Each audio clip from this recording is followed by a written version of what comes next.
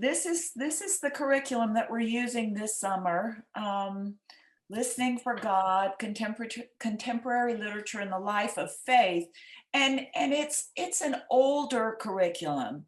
It's a little bit dated, and if you read the Raymond Carver story, you could see there were things in it that were not politically correct, but it's not any less effective for listening to God in our culture and in our world. So Bob Daniels and I have both used this in the past, and we thought we would use it again. Again, it's summer reading, so it should be fun and not too heavy, but somewhat effective. So thank you all for being here, and I guess I'll get started if that's okay with my Vanna White. Absolutely. Okay. Let's see, there we go. So one of the things that this series poses, the question is, where do we listen for God? And of course, we listen in the scriptures, Old and New Testament, in the poetry of the Psalms, teaching of the epistles, the fiction of the parables. We also listen in the church fathers and mothers and the early writers, and even the contemporary writer, or relatively contemporary, C.S. Lewis, from St. Augustine to C.S. Lewis. But one of the things that this series suggests is what happens when we step outside of that familiar circle of reliable text, and when we allow ourselves to listen to the sounds of our own culture in all of its bewildering diversity. And so that's what we're doing here. And there are 4 volumes of this series. None of them is still in print, so you have to get them off of Amazon as best you can. There's a DVD series. I'm going to try to use one of those, and then we're going to mail it all around the country so people who are doing the other presentations can have access to it if they want. I've chosen from the 4 volumes some good writers that might be recognizable, stories that you might have already read, and ones that I think are particularly effective at leading us to listen for God.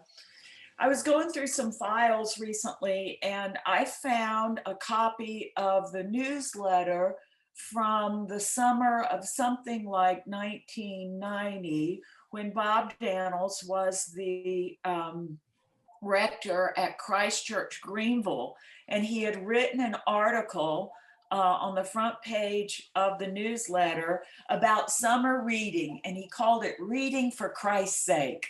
I thought that was such a great title. And I'd like to say that that's what we're doing. It's reading for Christ's sake.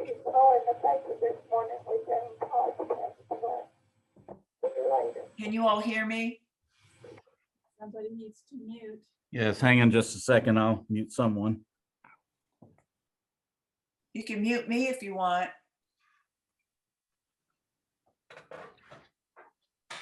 Okay, so here are the stories we're going to read, and there may be some changes. Obviously, we have some blanks for presenters, but Michael already has an idea for a Hollins grad to do the Annie Dillard. As you probably know, Annie Dillard was a professor at Hollins.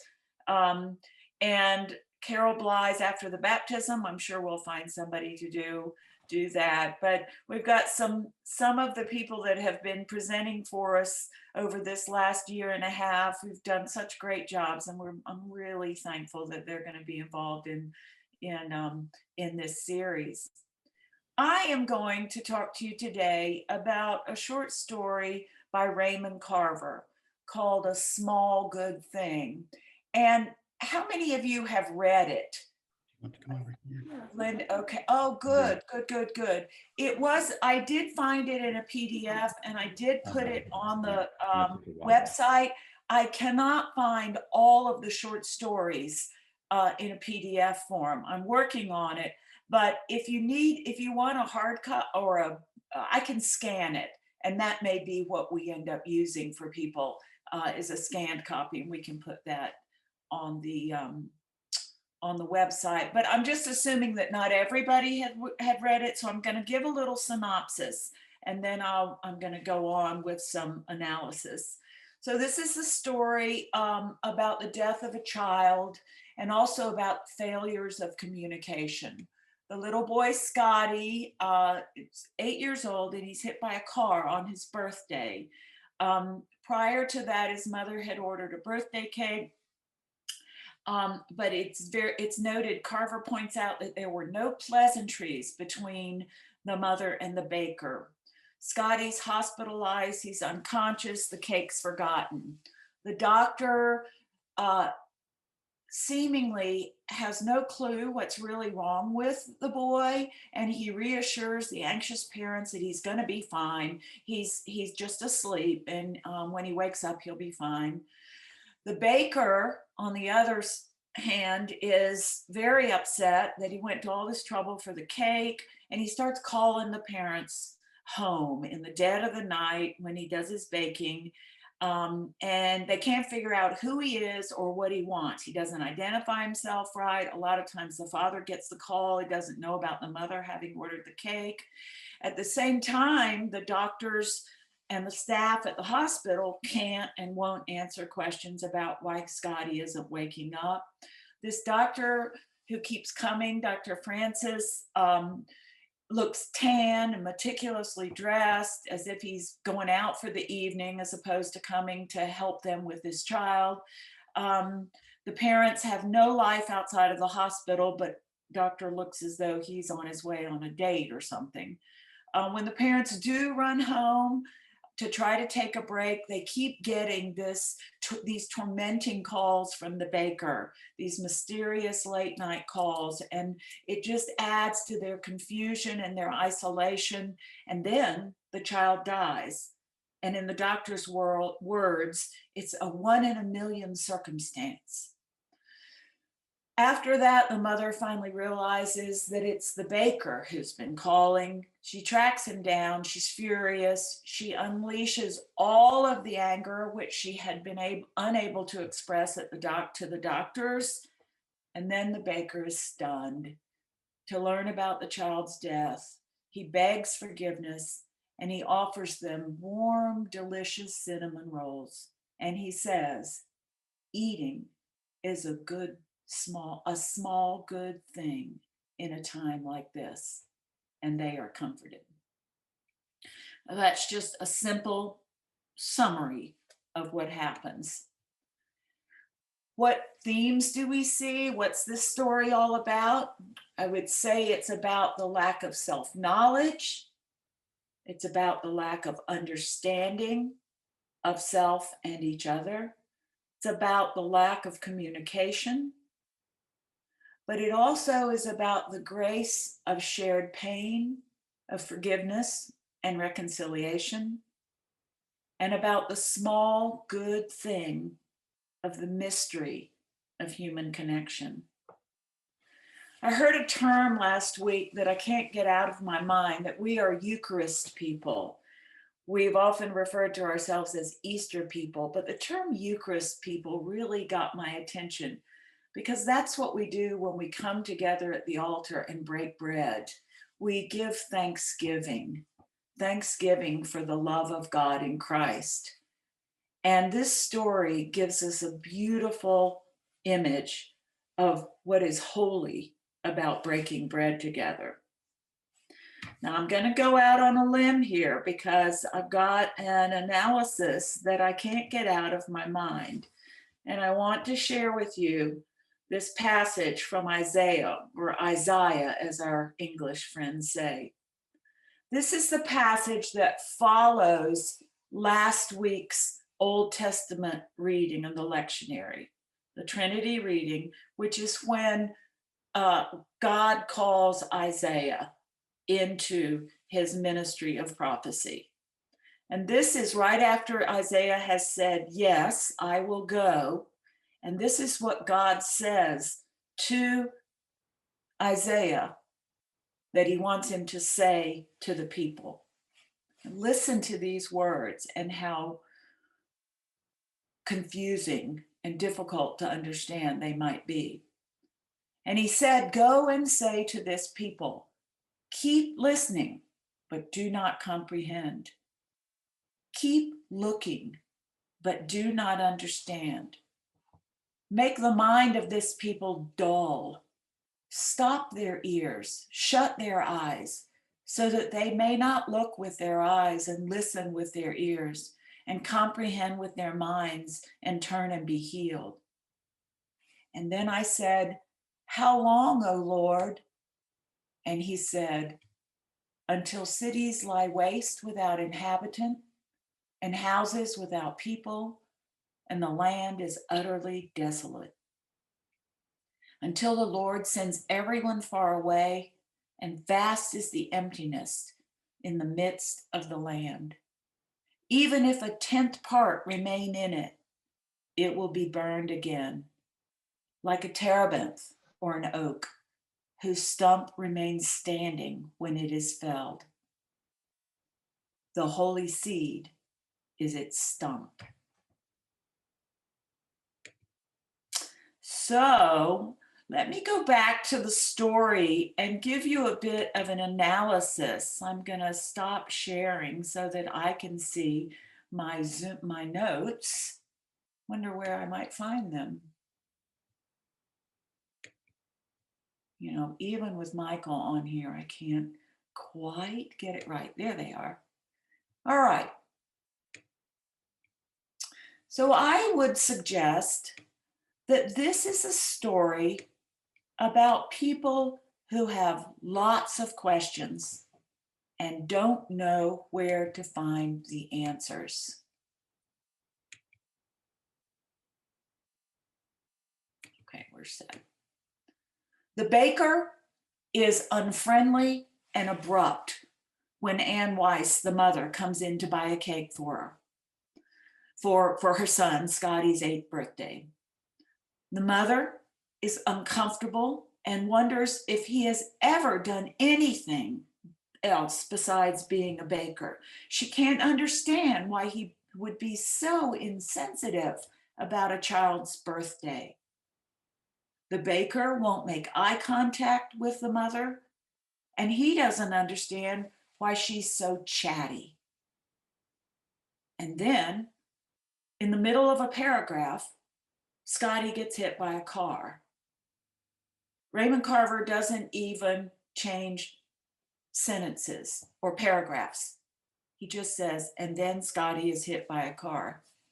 So Scotty gets up unsteadily and he walks home. But after trying to tell his mother what happened, he goes limp and she can't wake him up. Mother calls husband because she doesn't know what else to do. And husband suggests that she call an ambulance. Father meets mother at the hospital. After an exam and several tests, the doctor says he'll be fine. It should just be a matter of time before he wakes up and comes around. And so the story continues with a set of characters who really don't know what is going on, and nor do they know what to do. The doctor can't understand why the boy's not waking up. The mother can't understand why the doctor doesn't know what is going on. And the father goes home and begins receiving strange phone calls from a man who keeps babbling about a cake not being picked up. The doctor will not call Scotty's condition a coma, which makes no sense to the parents who can see that he is in a coma. The mother meets a family whom she calls a Negro family as she leaves the waiting room, and she asks them where the elevator is. And then she tells them about her son.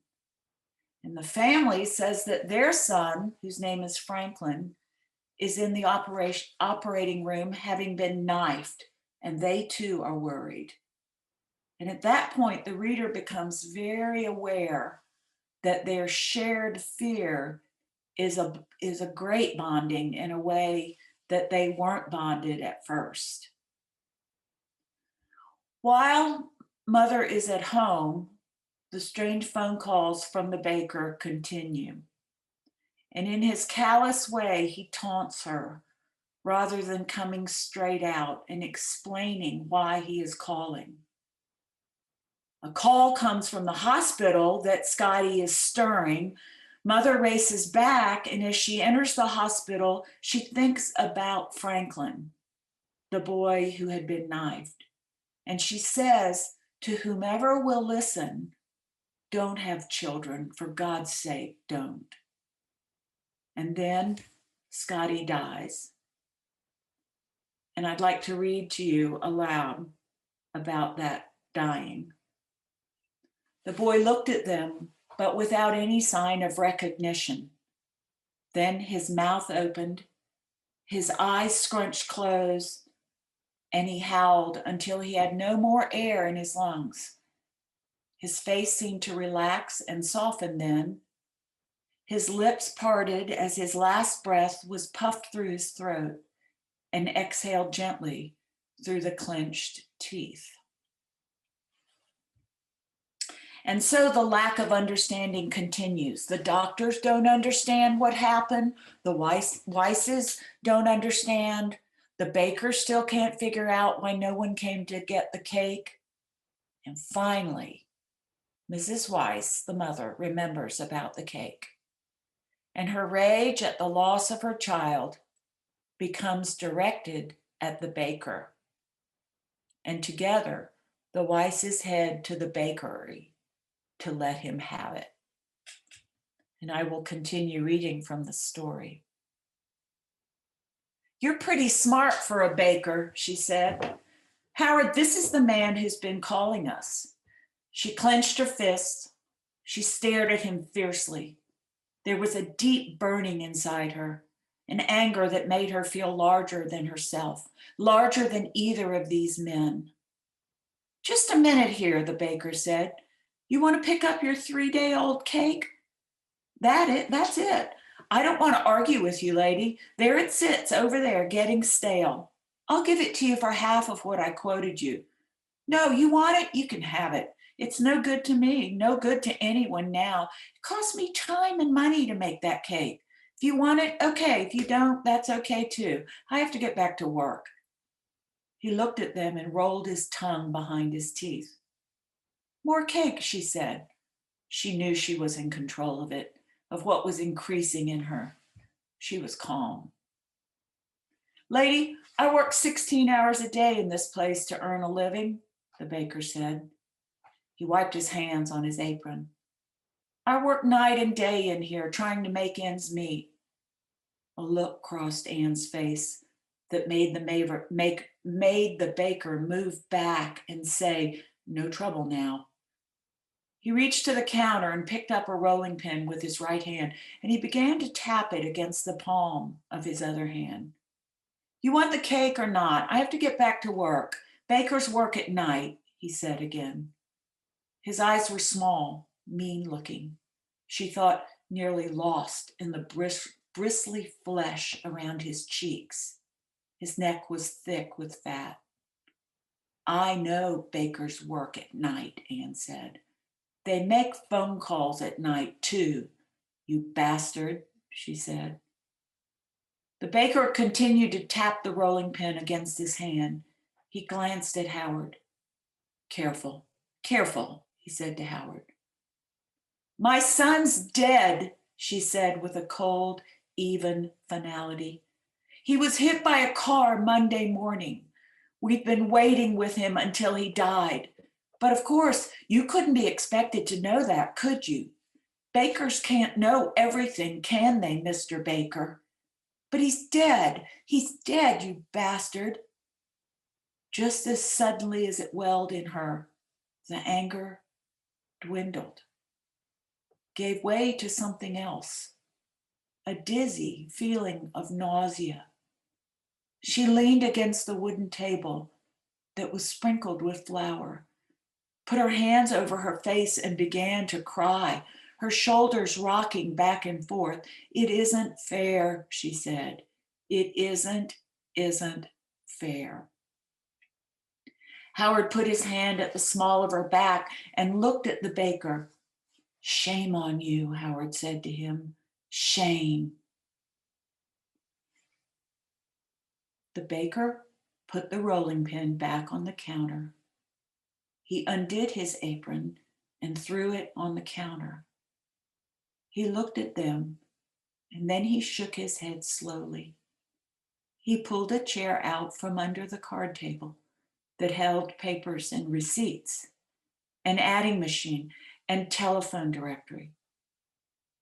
Please sit down, he said. Let me get you a chair, he said to Howard. Sit down, please. The baker went into the front of the shop and returned with 2 little wrought iron chairs. Please sit down, you people. Anne wiped her eyes and looked at the baker. I wanted to kill you, she said. I wanted you dead. The baker had cleared a space for them at the table. He shoved the adding machine to one side, along with the stacks of notepaper and receipts.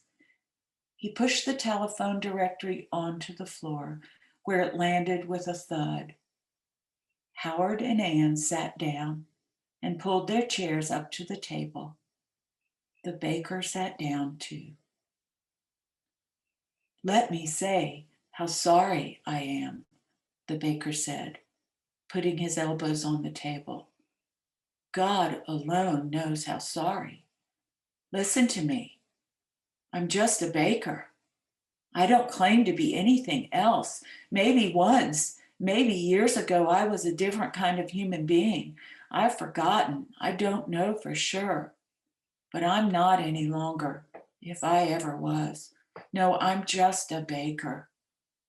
That don't excuse my doing what I did. I know, but I'm deeply sorry.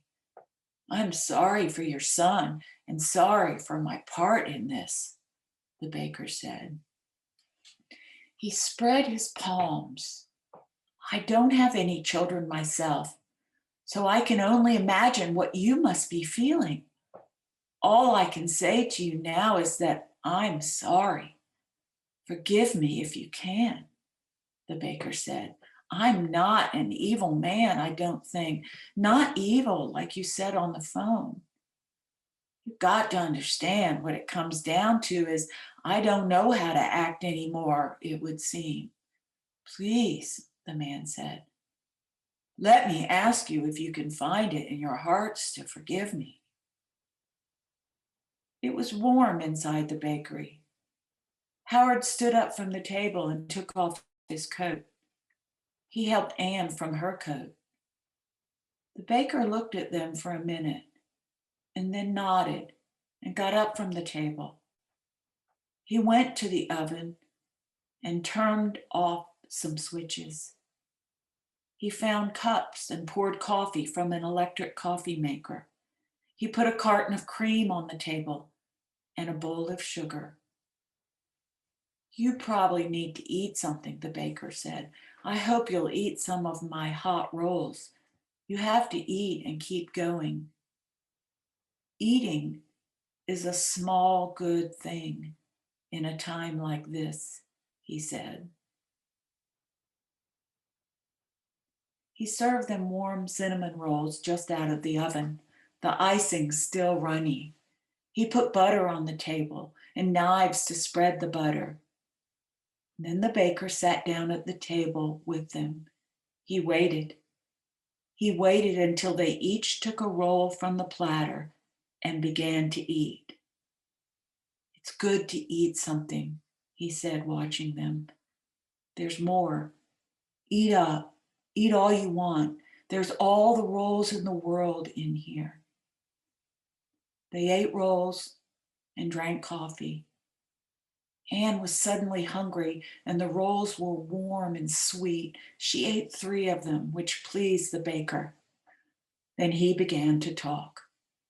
They listened carefully. Although they were tired and in anguish, they listened to what the baker had to say.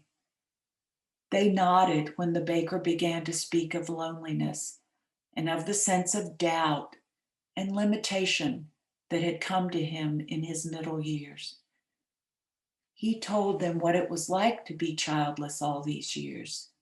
to repeat the days with the ovens endlessly full and endlessly empty, the party food, the celebrations he worked over, icing knuckle deep, the tiny wedding couples stuck into cakes, hundreds of them, no thousands by now, birthdays. Just imagine all those candles burning. He had a necessary trade. He was a baker. He was glad he wasn't a florist. It was better to be feeding people. This was a better smell any time than flowers. Smell this, the baker said, breaking open a dark loaf. It's a heavy bread, but rich. They smelled it. Then he had them taste it. It had the taste of molasses and coarse grains. And they listened to him. They ate what they could. They swallowed the dark bread. It was like daylight under the fluorescent trays of light. They talked on into the early morning. The high, pale cast of light in the windows, and they did not think of leaving.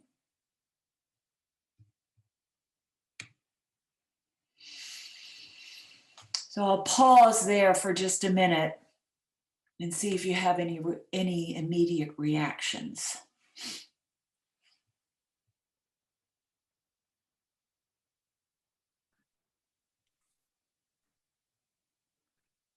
The role of the baker's fascinating. He's probably the most interesting person in the story to me. And hearing you read it was great because I heard different things than I did last night reading it. So thank you. Beautifully done. Mm-hmm.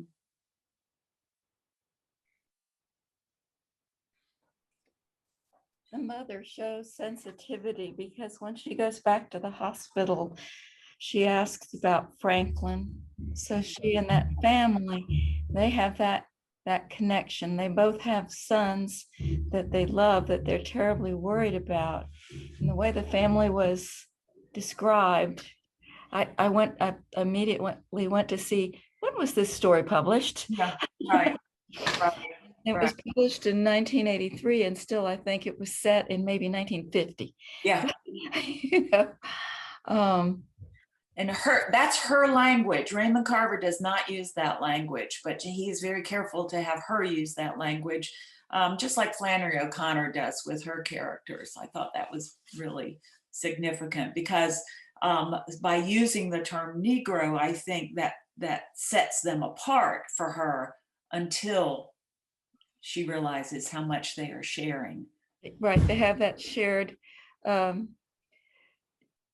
fear, terror, tragedy. Both the family and they're on the edge. They don't know what's going to happen, and this is a child, a son, love their life. And it's just her sensitivity there stood out to me. Yeah.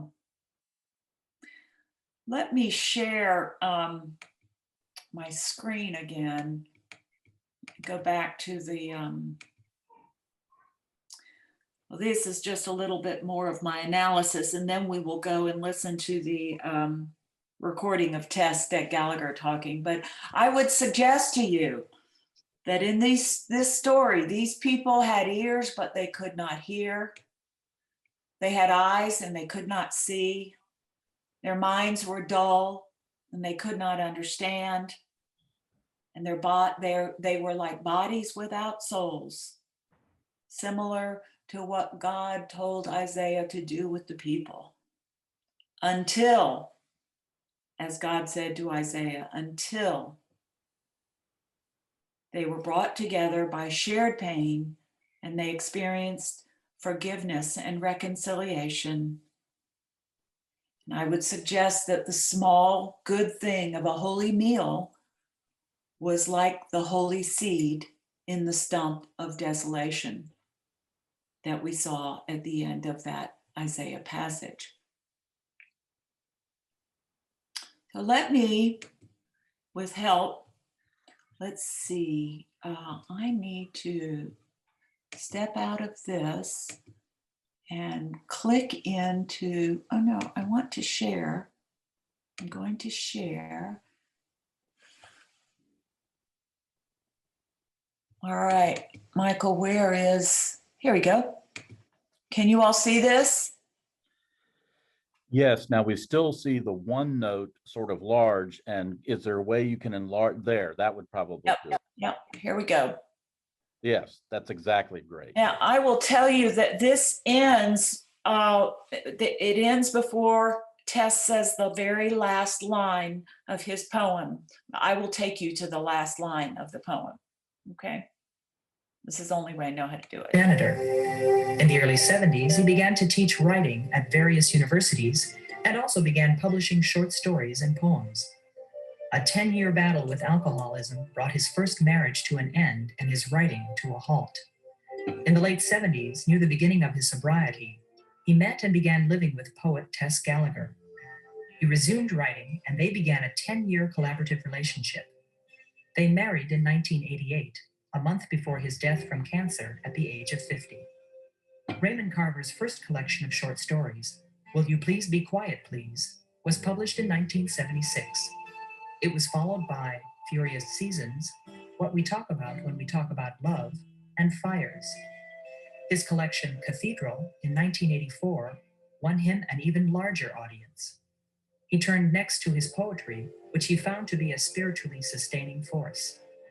The result was Where Water Comes Together with Other Water and Ultramarine. In the last years of his life, he published the story collection Where I'm Calling From and A New Path to the Waterfall, a book of poems. This interview with Tess Gallagher was taped in New York City in the fall of 1993, just before the release of the film Shortcuts, in which director Robert Altman adapted 9 of Raymond Carver's stories for the screen.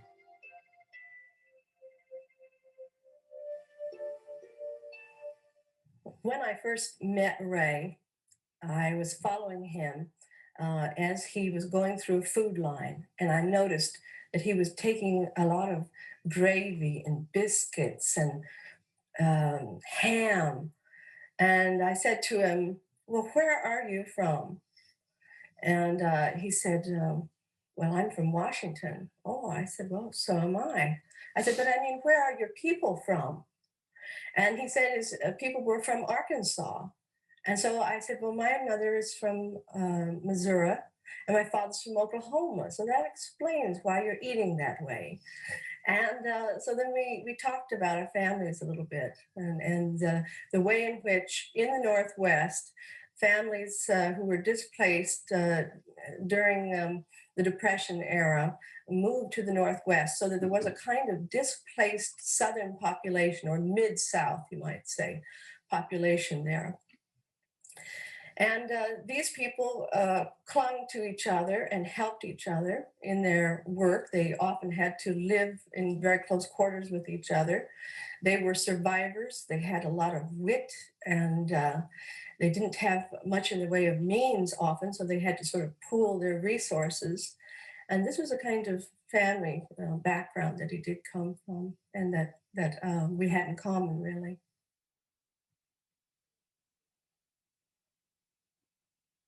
One of the things I think about when I think of that baker offering food to the couple, as well as the story, is the Southern and Mid-Southern custom of bringing food to the house when someone has died. I can remember when my brother died, and he was only 15, and suddenly there were people coming to the door, and they didn't even bother to knock. They were just very quiet, and they opened the door and bring these beautiful casseroles and sit them on the table.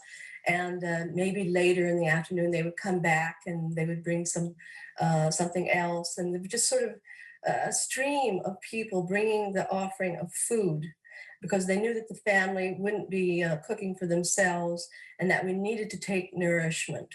And it was a gift to be consumed. And so it wasn't an insult to the loss. The concept of spiritual nourishment coming out of stories I think is one that every one who aspires to great writing should really carry. Otherwise, why are you doing it? You're there to say, this is what happens to people in their lives.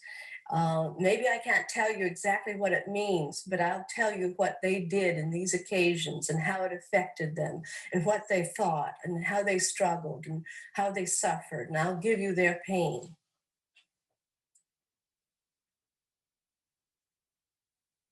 And I think this is one of the things that Ray was wonderful at doing, is making us feel the elegance and the truth of these hearts of common, ordinary people, speaking directly, like soul on soul, you know, with no veil in between.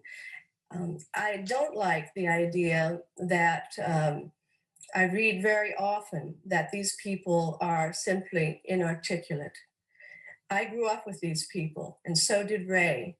And they speak so really wonderfully. And he makes us hear that. He makes them come alive.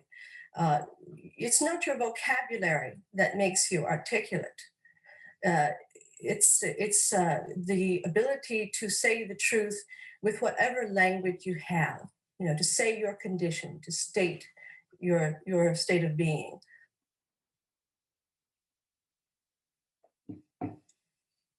Ray did understand suffering from the inside because he had been, as he called it, down under the floorboards. He had been bankrupt twice. He'd had this long period of being completely out of control in his life, the alcoholism. So he never underestimated the condition of anyone standing before him, the hardships that that person might have had to bear. And it gave him a lot of empathy, of ability to listen. And you'll find that the people who met him commented again and again about how well Ray listened. He wanted to hear what had happened to them, and he had a very special way of being with them.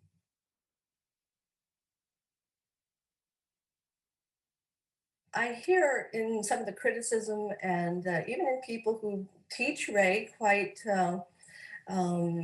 thoughtfully, sometimes the remark, you know, that these characters are down and out.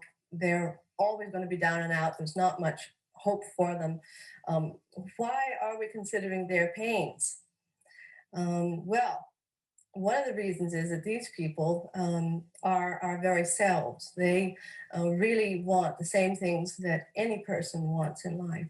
They want love, they want trust, and they want some future. They want something to believe in tomorrow and even 2 years from now. They want something to care about. They want kind of stability in those relationships that they do have.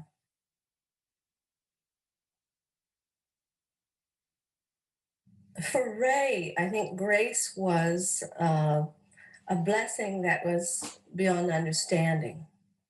And that's what he considered had happened to him when he was able to maintain his sobriety, that he had depended on not just his own will, but on something beyond him, a power, a higher power, as the AA help that he got directed.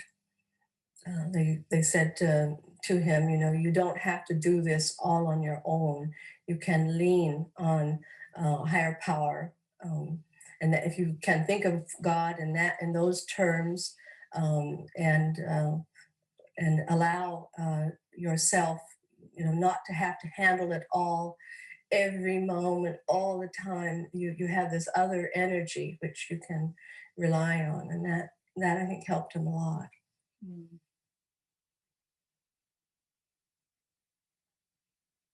I think that Ray was writing very importantly about the spiritual predicament and the spiritual possibilities in American life.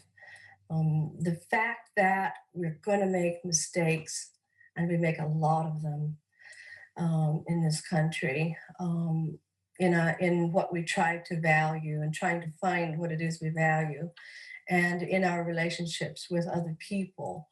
And he wanted to give a portrait of that, which was true, and which showed the real grief of those losses which occur on that territory, so that we can count them, so that we say, yes, these are real losses, and these people, these lives matter. These lives which other people would like to consider inarticulate lives, but which, this country is made up of a huge percentage of people who don't go to college, whose lives are not spent reading books. But these people have very important and deep lives, and I think that's what Ray was trying to get us to understand.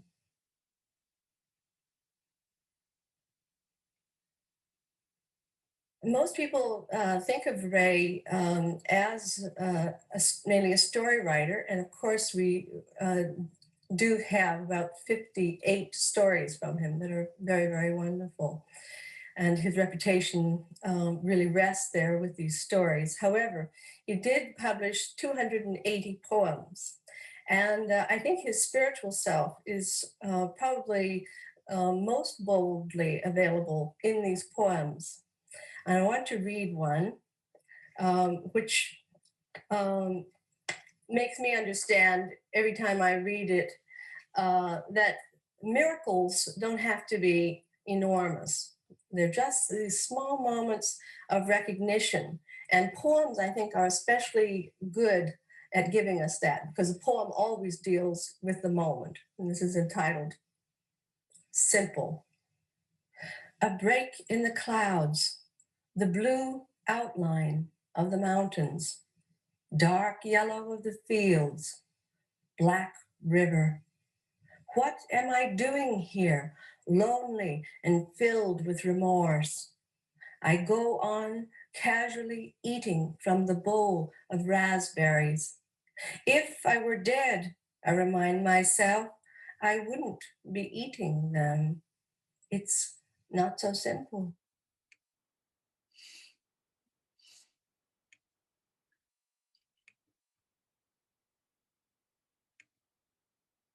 Just take a quick look at that's the poem, and you will see that the last line is, "It is that simple."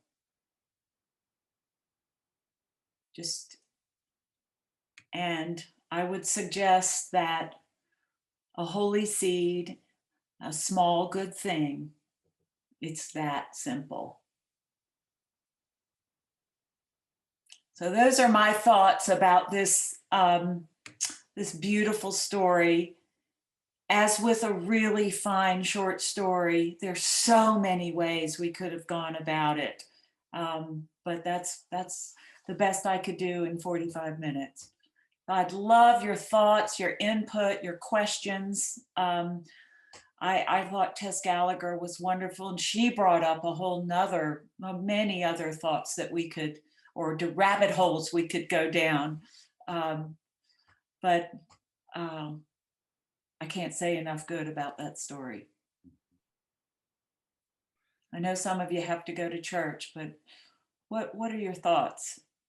I know. Oh, you're muted.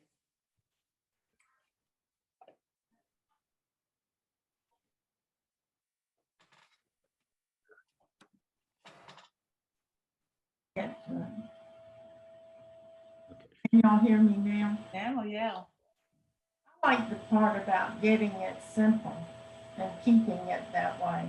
Mm-hmm. I find that people try to make life way too hard. And the simpler you can make things, the easier life is to travel through. And I've done that most of my life. I've been able to take something super hard and put it into simpler terms. That's a really great point, Nina.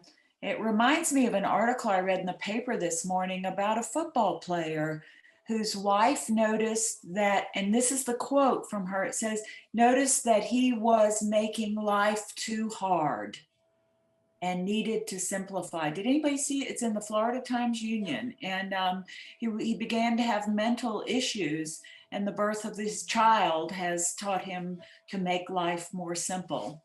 That's a thank you for bringing that up. I think probably a lot of it came from dealing with so many people with all their tragedies and their sicknesses and all, that you have to get it simple enough that you can work with them. Mm-hmm. So your experience in the medical field led to that. But And they also taught us a lot of what I was seeing on the screen are the very things that they taught you in college. Mm-hmm. And you learned how to really listen to your patient. Mm-hmm. Catherine, were you going to say something? I was going to say what you were saying, Nana, of taking something difficult and making it simple. That's hard for a lot of people to do. Hmm. You have to have a pretty high level of thinking to be able to do that, I think. C.S. Lewis said, if you can't take a theological issue and put it into terms that a child can understand, you don't really get it. Mhm. Or something like that. I've always remembered that.